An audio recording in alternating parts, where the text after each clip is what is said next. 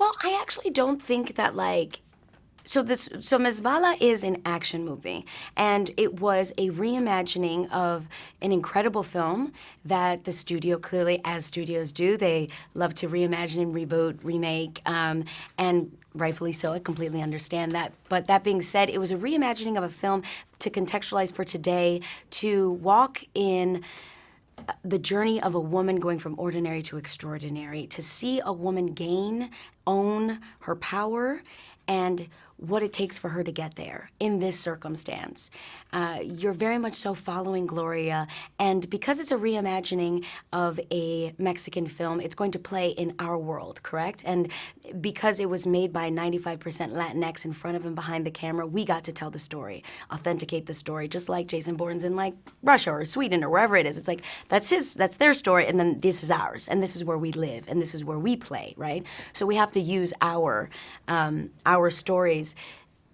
That being said, she weaves through these spaces, but it is not about that. It is about her and her experience. And so what I loved about the reimagining of it is that you have a woman with an agenda who reflects so many women we see today that have saved and continue to save themselves and others, which again, seldom and is very rare.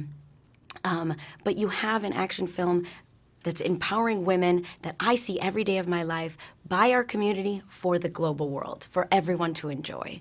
So it is, I don't think it takes on political issues whatsoever.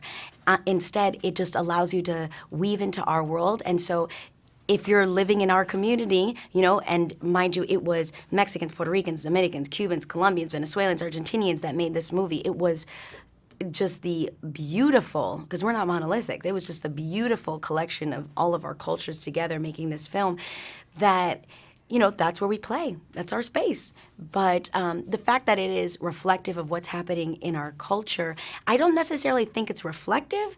More so, it just is an action movie in our space, yeah, in our world. That being said, it would be wonderful if we just had a little bit more empathy.